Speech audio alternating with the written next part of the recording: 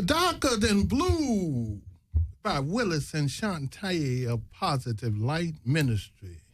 Welcome to the Qumran Report. May the peace and blessings of a life-giving creative spirit be upon you and upon your family. My name is Melvin Ishmael Johnson, coming at you live from Skidrow Studios. And I'm in the studio with my co-host, Earlene Anthony. Now, you can listen to us live or download our show and any past show by Googling in Qumran Report. Our call-in number is 800-893-9562. You can call if you want to call in and ask some questions or just chat with me or some of the guests. Just call in 800-893-9562. Now, this week on the Qumran Report, we will try to answer a question that was posed by Frederick Douglass on the 5th of July in the year 1852. And that question is, what to a slave is the 4th of July? Now, I'm delighted to have with us in the studio and talk about that subject, Brother Muhammad. Hello. Jamal Salam. Hello, how you doing? Sales Reed. Good evening. Bobby Buck. Yep. Mm-hmm. Welcome to the Qumran Report. Glad to be here. Glad to be here. Before we get into our discussion, let's go around the table and introduce yourself. Tell our listening audience a little about your background. You know, where you grew up at and what you're doing now. Let's start with Sales. Born and raised in Los Angeles, California, and currently taking various online courses. Taking various courses in Coursera, Coursera.org, which is the new information that technology, young people, all sorts of folks from across the board need to take a look at, because it is the current state of digital technology available for free education online. Coursera.org. Mm-hmm. All right. And that's what we're currently working on, programming algorithms and discrete mathematics. Mm-hmm. When we come back, I want to talk about that in details in the latter part of our show. No problem. Okay, Jamal. Hi, I'm Jamal Salam, a poet. Been in Los Angeles on and off since 1986. Been involved a lot with the Qumran and the Skidrow community, and a little bit with Gang Truth. Currently attending LACC and due to graduate in December. Okay. Computer science. Did you bring anything to read today? I did not. Yeah, you don't have anything you can do for us today? No, well, I could probably dig out something. Yeah, hey, second part of the show, we like for you to do a poem, show your skills over there. Okay, that's great. Move over to Bobby Buck. Hello, I'm Bobby Buck, and I'm originally from Arkansas. And I've been here in L.A. It'll be 7 years, just come in August. And I tell people I came here from Arkansas like everybody else to be in entertainment. And I say I came here drunk with a dream until I tripped over reality and found my purpose. Whoa. And that happened in 2011 when I ended up going to Skid Row. Mm-hmm. And it's just 2011. I've been working down on Skid Row, with Skid Row, and now we'll push a positive movement from Skid Row. Mm-hmm. And it's happening now.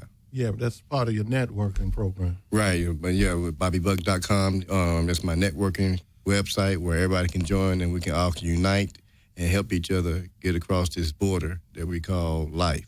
Mm-hmm. Okay, then Brother Muhammad. Oh, okay. Where do I start? Okay. Where you from? Oh, I'm from Meridian, Mississippi. Oh. I came here in 2000 to teach.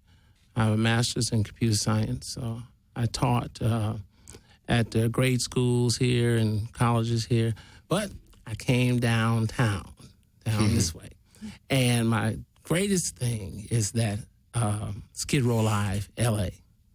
And that's when thank you to Daniel and thank you to Brother Melvin here. And we had a place to shoot, which was on 4 floors, which is on 5th and Maple, which is the old firehouse. And we shot 4 floors. We had directors and cameras, and everybody was donating everything. Mm-hmm. And it was really nice because I got throw it out there to the so-called gang members because they believed in me. You know, the Bloods and the Crips, they believed in me, and they put up money to buy cameras and et cetera, et cetera. And we really did it, and they checked on me too. And you did some shows down there with OG and Michelle and all the interviews, Twin and all of them, didn't you? Yes, I did. With Michelle. Michelle, she had a show. If you want to go to it, you can go to YouTube and you go to Skidrow Live LA. And I've got maybe 50 other sites on YouTube, and China Skidrow and Japan Skidrow, and I've had people write me and say that they thought that Switzerland had Skidrow and it was black people. I had Sweden Skidrow. But, we were thinking of everything. I got to give a nice shout out to my editor, which he actually edited all the shows, but he didn't take anything out. His name was ABC, and he passed away recently. So he lived over in Hollywood. But it was very good, and everybody got into it, even Brother Melvin here down at Skid Row, and we would just put them on there on the internet for free. And what donations came, they came pretty much from people around the area, the neighborhood, Nation of Islam. They gave a lot of things. Also the Black Panthers. So I'm very grateful to all of that. And how it worked so good is that anybody could come along and just say, Brother Muhammad, this is what I want to do. I want to direct. And I'd say, okay, go on over there. There's a camera and there's a cameraman. Somebody volunteer for that. And I just wanted to make sure that is what you wanted to do. Mm-hmm. And everybody just did what they wanted to do. We had thanks a lot to the transgenders because they came along and they were take care of all the stage and decorating and things like that. And I just, like I said, if you want to do that, you can do it. Mm-hmm. And the great thing about it, when we were doing it, I think about that all the time because that was like planting the seed for what became Skid Row Studios, what became what you're doing right now. Yeah. All of that, planted the seeds, those ideas of networking and utilizing the name of Skid Row to make it something else more than just people laying in the streets. Right. Yeah. Earlene, you wanted to say something? Wow. I'm just glad we have these different guests in the studio to come in and talk about, the 4th of July and the speech that was given and give some of their insight and their expertise on what the 4th of July and other topics we're going to be talking about. Okay. Now, before we get into our discussion, before we, get into our in-depth talk, what to a slave is the 4th of July, I would like to play a clip from a reading I did of Frederick Douglass' famous speech, and then we will come back and get into our discussion. We look forward to these reflections, and thank you, Melvin. Now a few more have gathered, so it's good to go ahead. Okay. My name is Melvin Ishmael Johnson. May the peace and blessings of the life-giving creative spirit be upon you and upon your family. Since this is one day after the 4th of July, I would like to read a few excerpts from Frederick Douglass' famous speech that he delivered on the 5th of July about the 4th of July. It's a very long speech, so I'm only going to read maybe about 5 minutes from some of the important sections of it. But first, let me just give you just a little bit of information about Frederick Douglass. His real name was Frederick Augusta Washington Bailey. He was born February the 18th. He was born February 1818, and he died February the 20th, 1895. He was an American social reformer, orator, writer, statesman. After escaping from slavery, he became a leader of the abolitionist movement, gaining note for his dazzling oratory and incisive anti-slavery writing. He stood as a living counterexample to slaveholders' arguments that slaves did not have the intellectual capacity to function as independent American citizens. Many Northerners also found it hard to believe that such a great orator had been a slave. Now, on July the 5th, 1852, Douglass delivered an address to the ladies of the Rochester Anti-Slavery Sewing Society, which eventually became known as What to the Slave is the 4th of July. That's what the speech became. Now, this 4th of July is yours, not mine. You may rejoice, I must mourn. To drag a man in fetters into the grand illuminated temple of liberty and call upon him to join you in joyous anthems where inhuman mockery and sacrilege irony. Do you mean, citizens, to mock me by asking me to speak today? If so, there is a parallel to your conduct. And let me warn you that it is dangerous to copy the example of a nation whose crime, lowering up to heaven, was thrown down by the breath of the Almighty, burying that nation in irrecoverable ruins. I can today take up the plaintive lament of a pale and war-smitten people.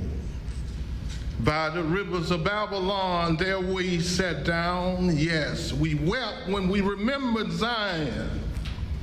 We hang our harps upon the willow in the midst thereof.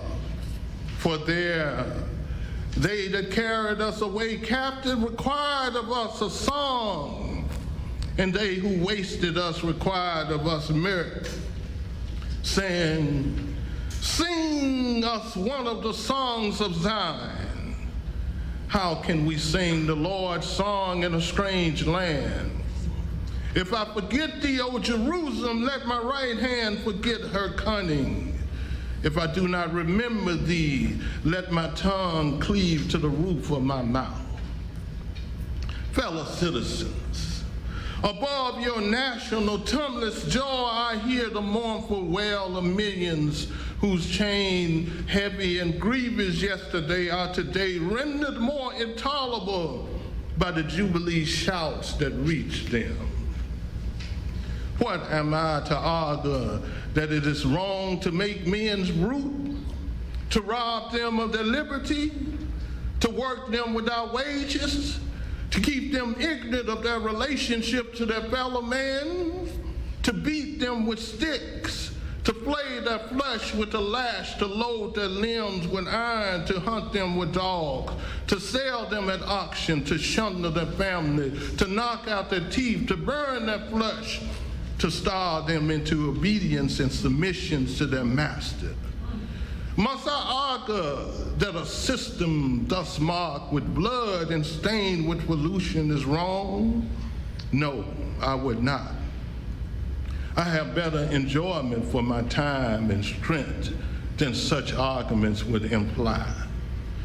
What then remains to be argued? Is it that slavery is not divine? That God did not establish it? That our doctors of divinity are mistaken? There is blasphemy in the thought. That which is inhuman cannot be divine. Who can reason on such a proposition? They that can, may, I cannot. The time for such argument is past. At a time like this, scorching irony, not convincing argument, is needed. Oh, had I the ability, and could I reach the nation ear, I would today pour out a fiery stream of biting ridicule, blasting reproach, withering sarcasm, and stern rebuke. For it is not light that is needed, but fire. It is not the gentle shower, but thunder. We need the storm, the whirlwind, the earthquake. The feeling of the nation must be quickened. The conscience of the nation must be roused. The propriety of the nation must be stalled. The hypocrisy of the nation must be exposed. And its crimes against God and man must be proclaimed and denounced. What to the American slave is your 4th of July? I answer, a day that reveals to him more than all other days in the year the gross injustice and cruelty to which he is the constant victim. To him, your celebration is a sham. Your boasted liberty and unholy license, your national greatness, swelling vanity, your sounds of rejoice are empty and heartless. Your denunciation of tyrants, brass-fronted imprudence, your shouts of liberty and equality, hollow mockery. Your prayers and hymns, your sermons and your thanksgiving, with all your religious parade and your sovereignty are to him mere bombast, fraud, deception, impiety, and hypocrisy. A thin veil to cover up crimes which would disgrace a nation of savages.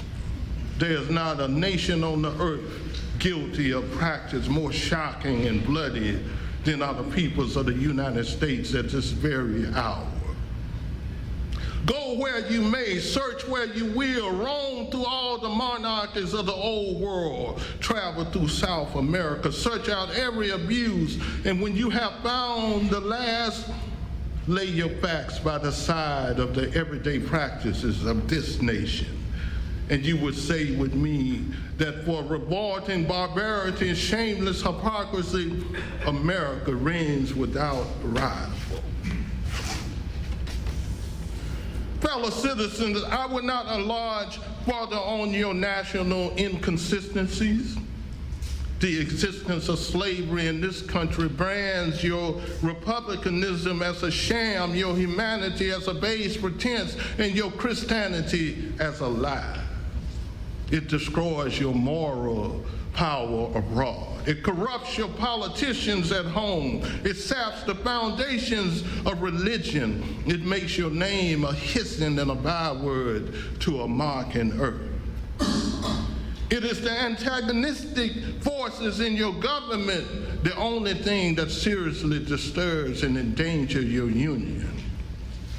It fetters your progress. It is the enemy of improvement, the deadly foe of education. It fosters pride. It breeds insolence. It promotes vice. It shelters crime. It is a curse to the earth that supports it. And yet you cling to it as if it was the sheet anchor of all your hopes. Allow me to say in conclusion, notwithstanding the dark picture I have this day presented of the state of the nation, I do not despair of this country. There are forces in operation which must inevitably work the downfall of slavery. The arm of the Lord is not short, and the doom of slavery is certain. I therefore leave off where I began. Thoughts expressed on one side of the Atlantic are distinctly heard on the other. The far-off and almost fabulous Pacific rolling grandeur at our feet. The fiat of the Almighty, let there be light, has not yet spent its forces. No abuse, no outrage, whether in taste, can hide except from the all-pervading light. The iron shoe and crippled foot of China must be seen in contrast with nature. Africa must rise and put on her yet unwoven garment. Ethiopia shall stretch out her hand unto God. Thank you.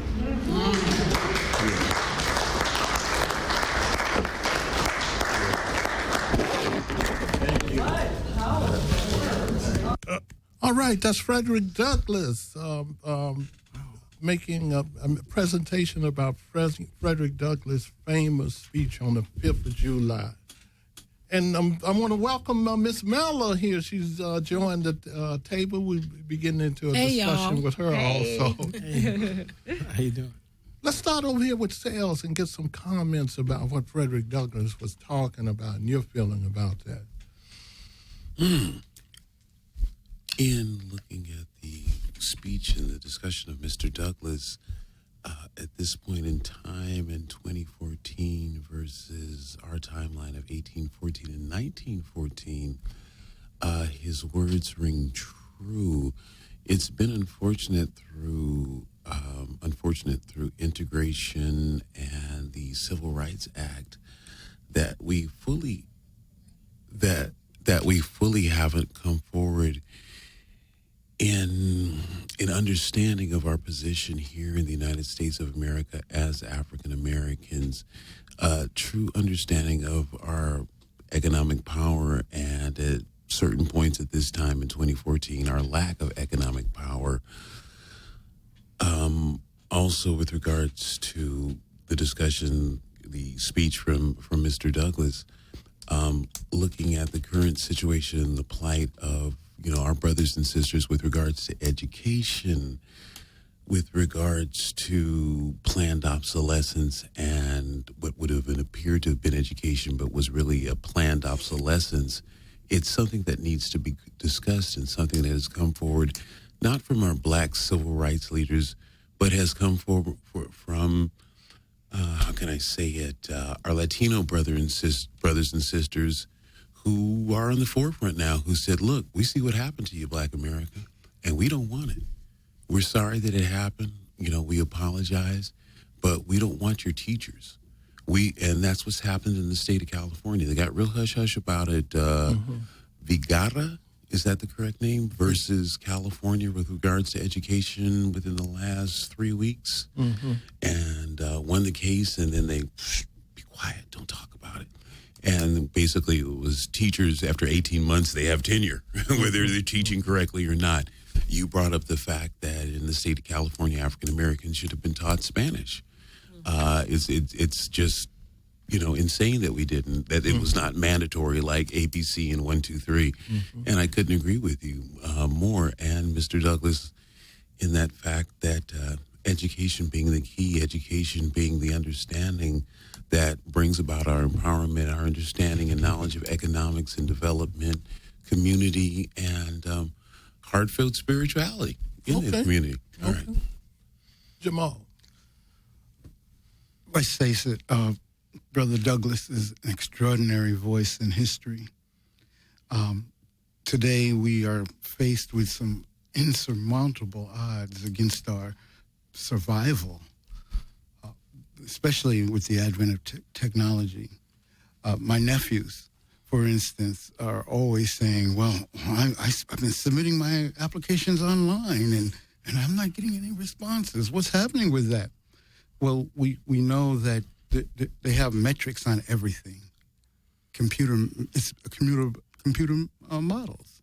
We're in the information age. We're not in the feudal age. We're not in the post-slavery, post-black age or anything like that. We are straight smack in the middle of information. They have gotten to the point with SpaceX where they can go off planet and land back on planet safely. And African-American people need to wake up because this is the new reality. Okay. Yeah. Ms. Mellon. I agree. Frederick Douglass is one of the most important embodiments for Black history, along with Martin Luther King and Malcolm X. But these revolutionaries that changed something in their era, we fail as today to carry that dream forward.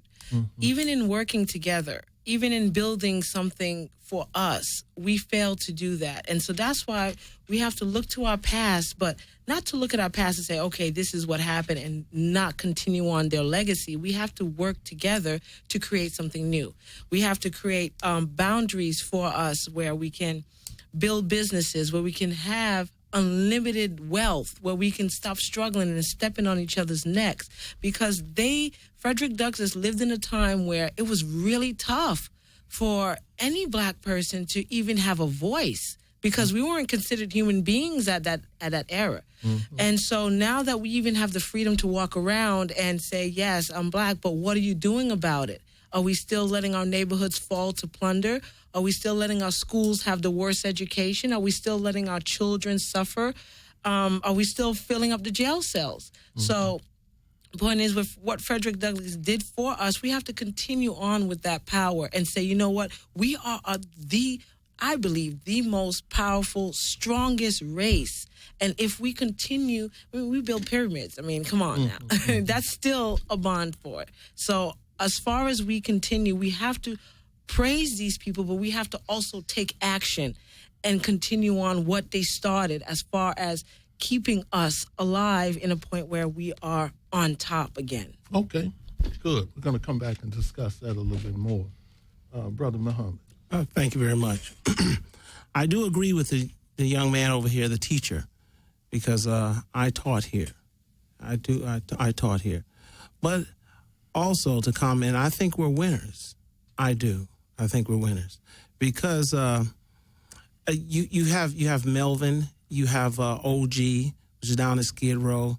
You have also Pete White, and all of these men, they were doing their separate thing to help Skid Row, but and really very few people knew about them independently, owning their own businesses. But after I came along with Skid Row Live, it was amazing that these three men, these three powerful beings, they got in touch with me, and they started helping me do a better job with Skid Row Live and helping Skid Row. And I was saying, my God, I had no idea that this kind of help is down here. These three black men, they got all together, and we've got so many shows. I've got so many shows, people that I haven't even put on the internet yet. I just don't have the time. I mean, so many shows. And but the thing is, I agree with Frederick Douglass. What he said then, I agree with it now. I mean, what is the 4th of July to us? I mean, what did we get out of it? That's what I'm saying. That's what and on to the 60s, I think that we would have cured that personally if the United States would have given maybe 13 states to us. And we can get some land because, after all, we've got jobs out of that, but we went right back to working for the same people who had us in bondage.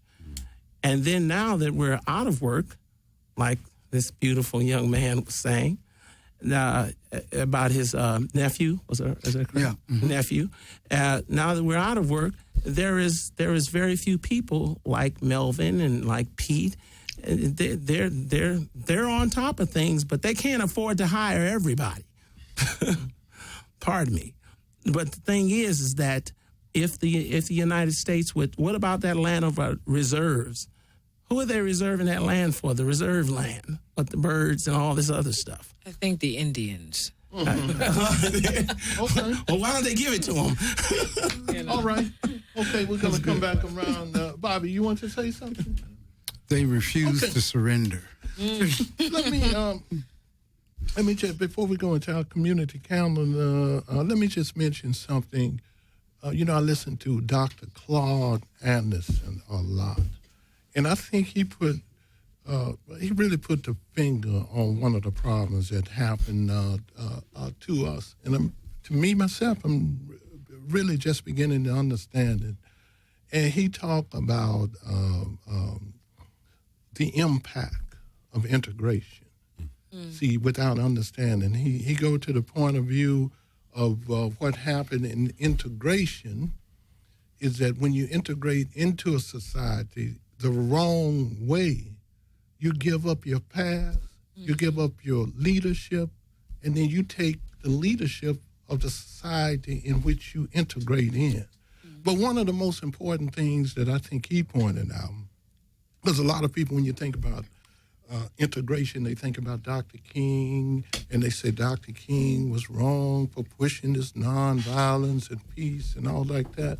But when I think about Dr. King and when I think about Nelson Mandela, I said Dr. King and Nelson Mandela was 100 years ahead. They were so far ahead of their time, not behind the time, because they looked past race.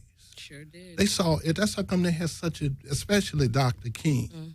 That's where he, not just African American, every race that you could think about from every economic class. Amen. See, Yes. followed Dr. King, push that.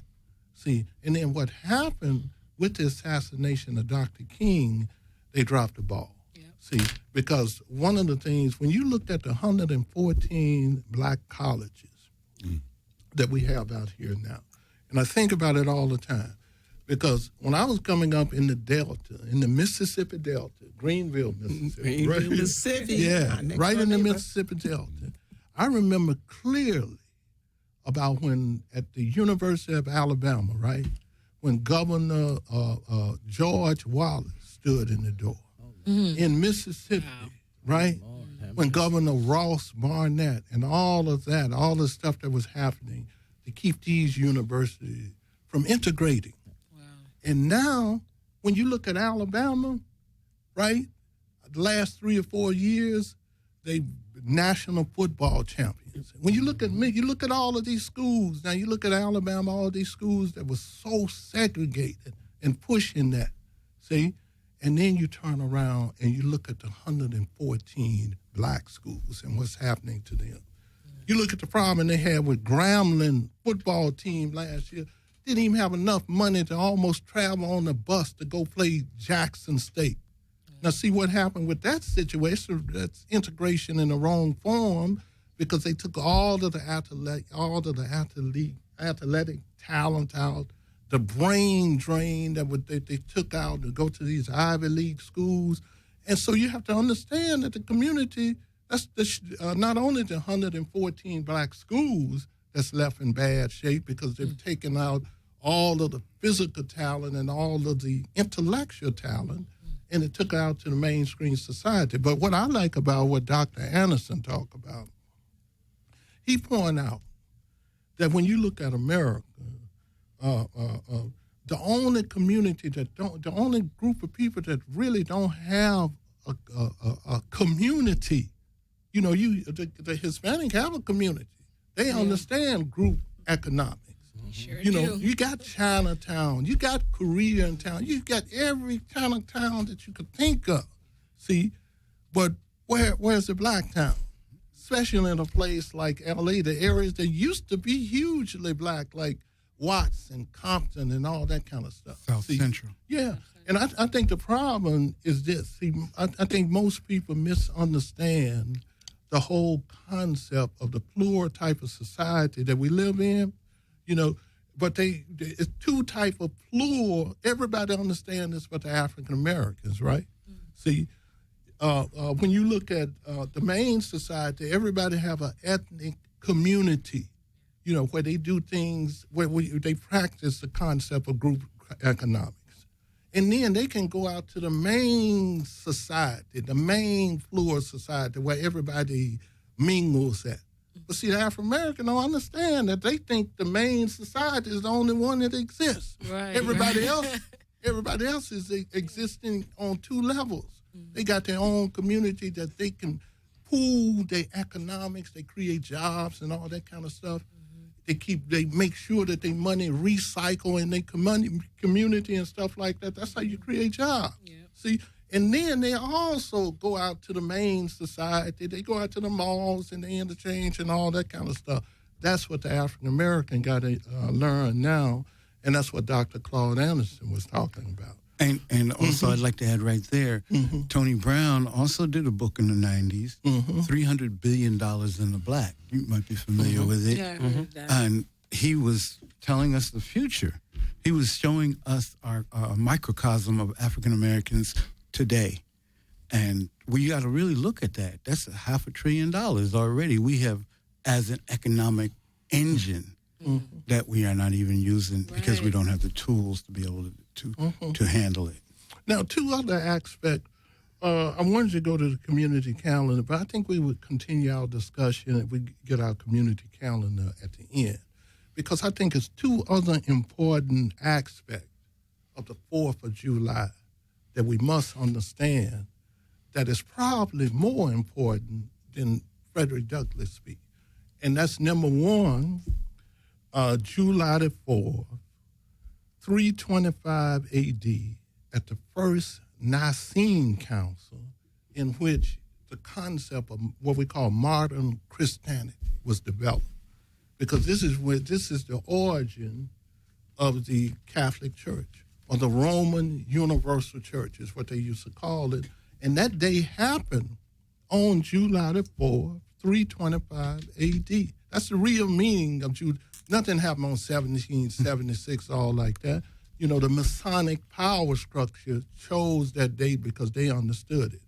And then other thing that happens on that day, and it's a great book out by Dr. Gerald Horne.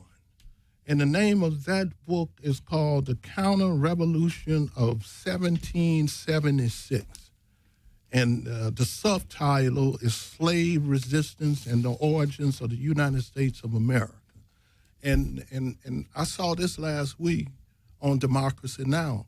When he was on, and they discussed this. And he broke down the fallacy of what they call the American Revolution and explained exactly what that is. It's a great book to read because what he explained, what happened, you know, remember 1776, American Revolution, this is what the 4th of July is supposed to be about. But what he explained is that the battle was about England had received a court case, right, ending slavery. So England wanted to end slavery. Remember, at that time, you didn't have the United States. Right. You had the colonies. 13 That belongs to England. So the American colonies, the so-called revolutionaries here, went to war. And so what he was saying, that this real war decided the status of slavery over here. See, and so that's the real United States coming into existence because England was frightened to end slavery. You know, the slave owners over here fought to keep it going. They won. Slavery lasted. Look how many years slavery lasted. Look how many lives was lost in the Civil War to end that. Too many. I'm going to jump in real quick because there's also, thinking about the Council of Nicene, Constantine also established what's called the lost books of the Bible. They narrowed down the Bible itself to numerous books that they thought would summarize what they believed were going to be. So you have missing years in Jesus' life. You have his teenagers. I think we should forward, because that actually is incorrect, but we should forward to another subject because the Council on Nicene and the Bible are two different things. Well, let me lay something out on this so we can. Now, what was happening at this point? Let's just lay some foundations for that, and then we lead into the development of, say, the King James Version of the Bible, which came in the year 1611, right? But what was happening, the whole reason for the Nicene Council, right, up until that time, you're talking about almost 300 years after the time of Jesus and the time of the Apostle Paul, you had a split in the teachings of how people viewed Jesus, right? In the Western world, the Western educated, Asian minds, they viewed Jesus as a deity because they were used to polytheism. But in the Eastern world, like Egypt, Ethiopia, Judea, and areas like that, they viewed Jesus what the scripture predicted, a Messiah, anointed one, etc., like that. Yes. So when Constantine, he used Christianity to unite the Roman Empire. So he became, his mom was already a Christian. He became a Christian, but what he didn't realize that you had these two trends. So this is the reason he called the Nicene Council to work that out. And they ended up leaning in the favor of the Western form of Christianity.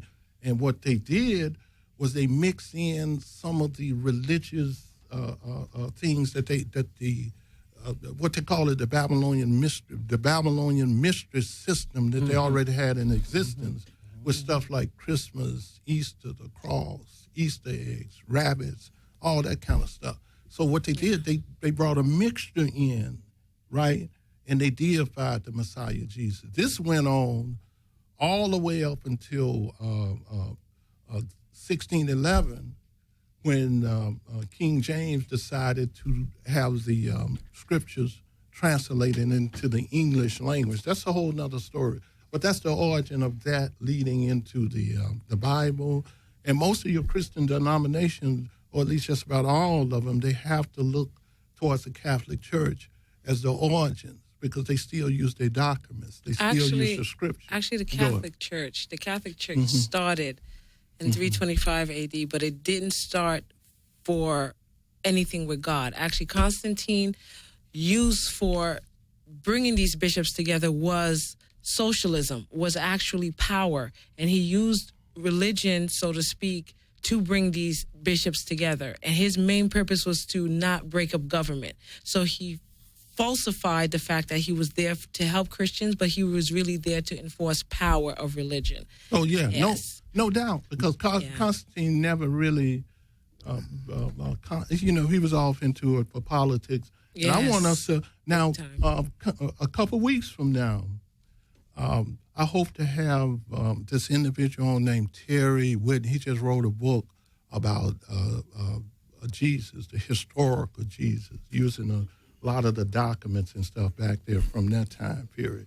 Okay. But look, I don't want us to get too, what I wanted to do, I want to tie in the 4th of July, because see, all of that is related.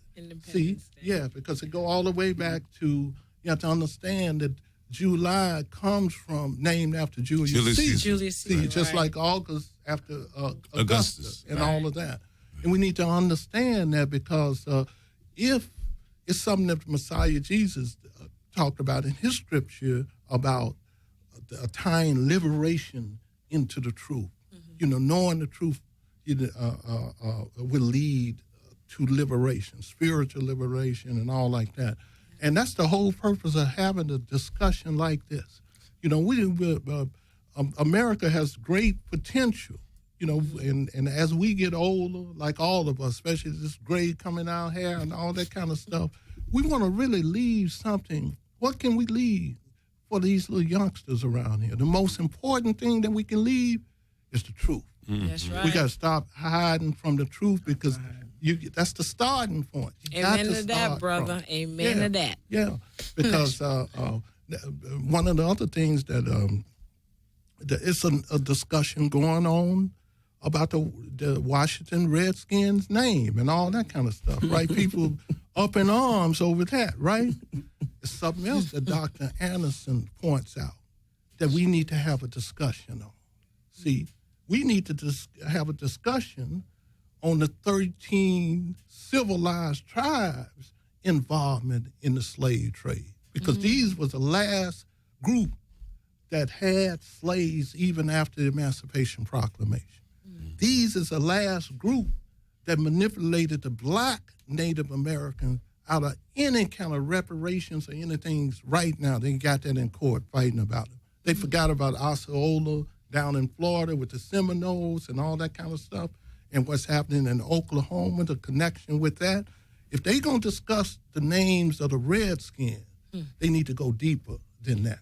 Yeah, See, I was watching a program the other day where you had these famous athletes that came on and they get pissed off about what Donald Sterling said, Yeah. right, about Magic Johnson. But they also need to have a discussion on what happened that they did, the NBA and the Jackie Robinson going into the Major League Baseball, and how all of that assisted in destroying the black community. Yeah. When we had a solid economic, strong community with best baseball teams, jobs everywhere and all that kind of stuff like that.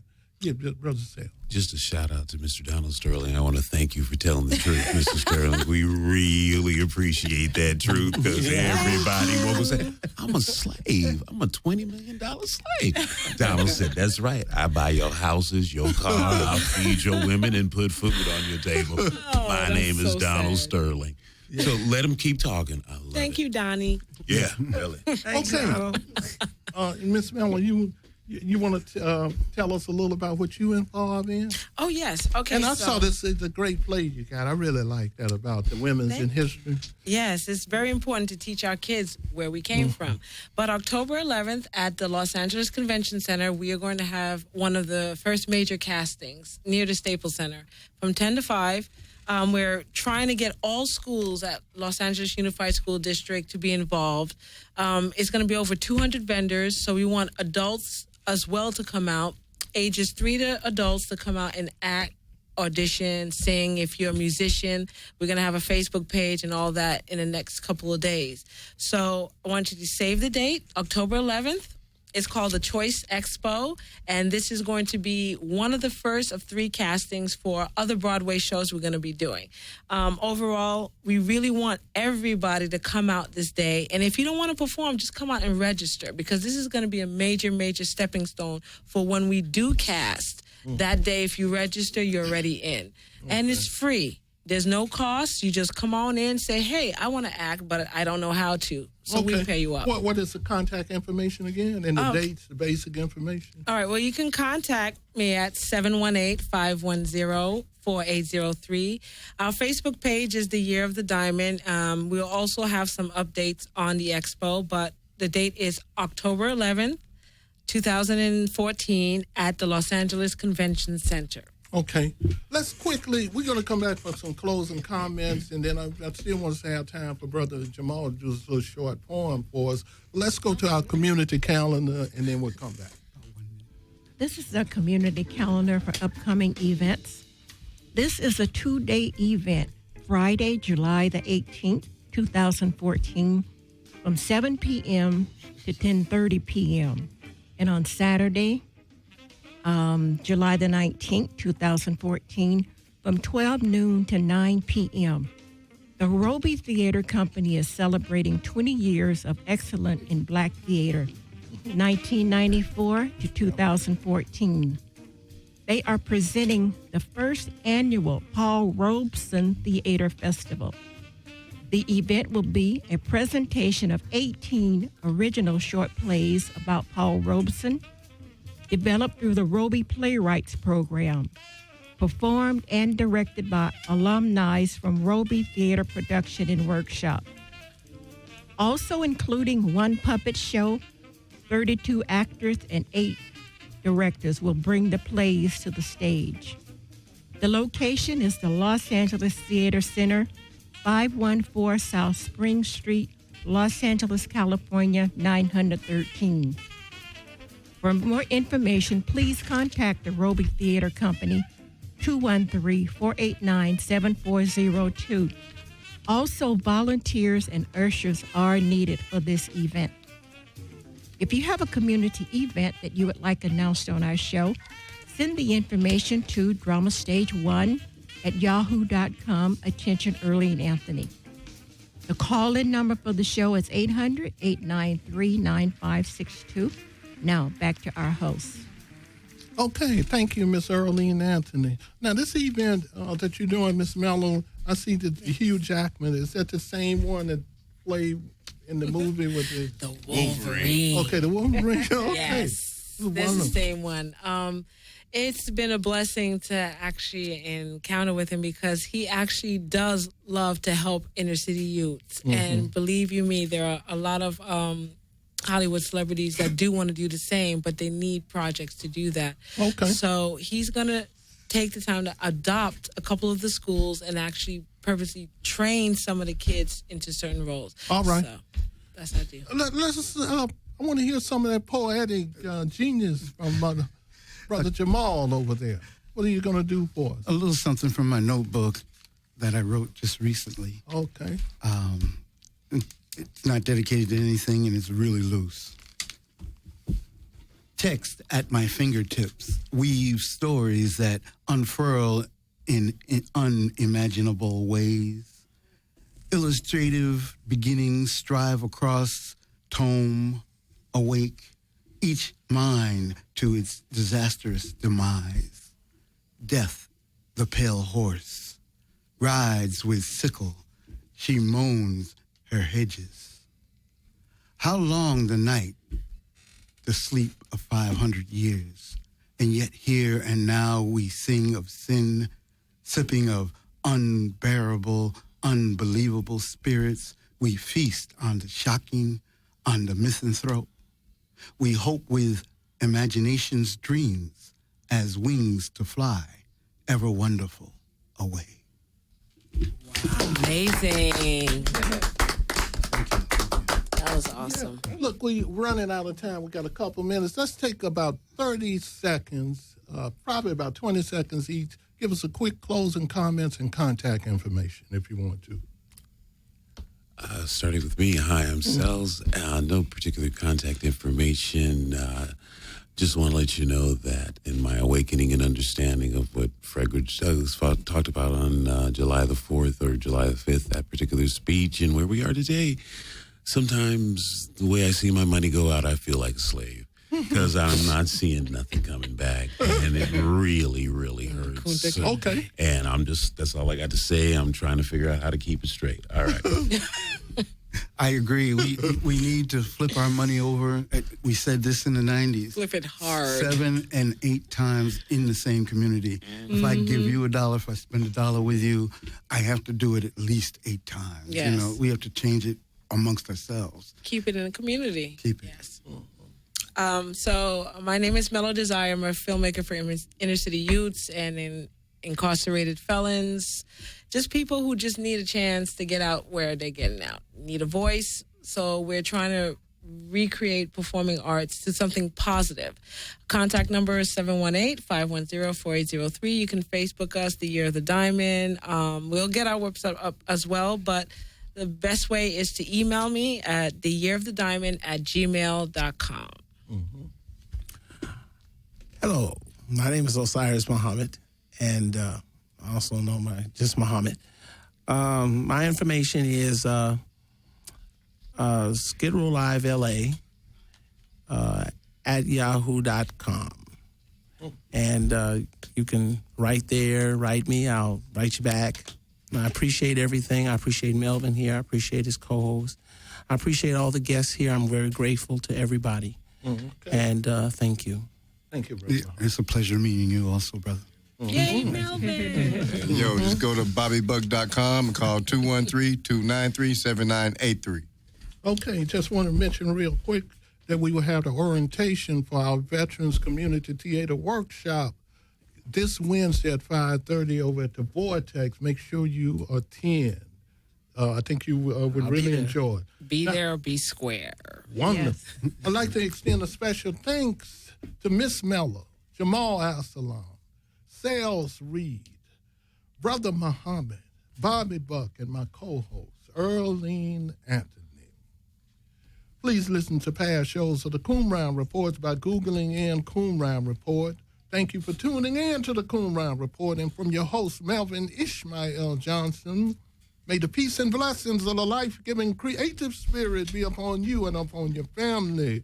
I leave you with the song Butterfly by Willis and Shante, a Positive Light Ministry.